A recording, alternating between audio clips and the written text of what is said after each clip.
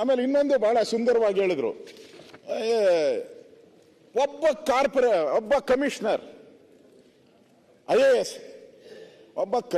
IAS ಅವರು ಒಂದು corporation ನಡೆಸಕ್ಕೆ ಯೋಗ್ಯತೆ ಇಲ್ಲ, ಅವ್ರಿಗೆ ಯೋಗ್ಯತೆ ಇಲ್ಲ, ಅವ್ರ ಕೆಪಾಸಿಟಿ ಇಲ್ಲ. ಅದೇ IAS ಪರಮೇಶ್ವರ್ ಅವರು, ಅದೇ IAS ಇಲ್ಲಿ ಚೀಫ್ ಸೆಕ್ರೆಟರಿ ಆಗಿ ಕೂತ್ಕೊಂಡು 7 ಕೋಟಿ ಜನ ನೋಡ್ಕೊಂತಾರೆ.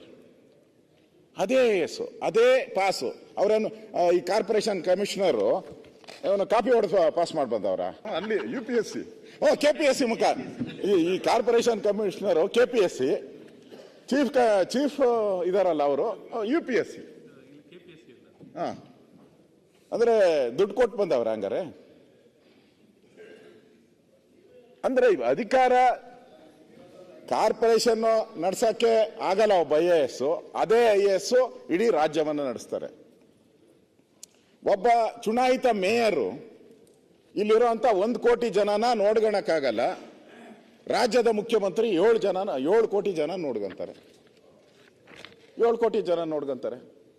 ಹಂಗಾರೆ ಈ ದೇಶದ ಪ್ರಧಾನಿ 140 ಕೋಟಿ ಜನ ನೋಡ್ಕೊಂತಾರೆ. ಹಂಗಾರೆ ಭಾಗ ಮಾಡ್ಬಿಡ್ಬೋದಲ್ಲ, ಕರ್ನಾಟಕನೂ ಭಾಗ ಮಾಡ್ತೀರ ಹಂಗಾರೆ?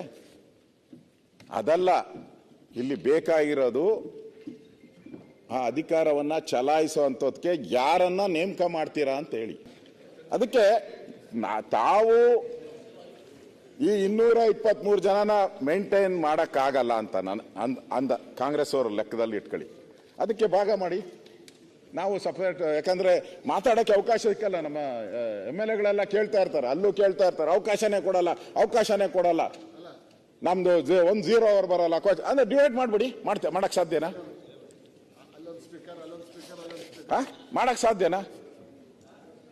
ನೋಡಿ, ನಾವು ಅಧಿಕಾರವನ್ನ ಹೆಂಗ್ ಕೊಡ್ತೀರಿ ಸ್ಥಳೀಯ ಸಂಸ್ಥೆ, ಅದೇ 74th ಅಮೆಂಡ್ಮೆಂಟ್ ರಾಜೀವ್ ಗಾಂಧಿ ಅವರು ತಂದಿದ್ದು ಉದ್ದೇಶ ಏನಿದೆ, ಆ ಉದ್ದೇಶನೇ. ಯಾರು ಅಲ್ಲಿ ಎಲೆಕ್ಟ್ ಆಗಿರ್ತಾರೆ ಗ್ರಾಮ ಪಂಚಾಯಿತಿ ಅಧ್ಯಕ್ಷ, ಅವನು ಪವರ್ ಕೊಡಬೇಕು. ಯಾರು ಜಿಲ್ಲಾ ಪಂಚಾಯಿತಿ ಅಧ್ಯಕ್ಷರಾಗಿರ್ತಾನೋ ಅವನು ಪವರ್ ಕೊಡಬೇಕು. ಯಾರು ಕಾರ್ಪೊರೇಷನ್ ಆಗಿರ್ತಾರೋ ಕಾರ್ಪೊರೇಷನ್ ಅವನಿಗೆ ಅಧಿಕಾರ ಕೊಡಬೇಕು. ಇಲ್ಲಿ ಇಲ್ಲ, ಮುಖ್ಯಮಂತ್ರಿನ ಇದ್ರ ಮೇಲೆ ಸೂಪರ್ವೈಸರ್. ಹಂಗಾರೆ 74th ಅಮೆಂಡ್ಮೆಂಟ್ ಏನು ಹೇಳ್ತೈತೆ? ಪಾಟೀಲ್ರೆ, ತಾವು ಕಾನೂನು ಸಚಿವರು, ಏನು ಹೇಳ್ತೈತೆ?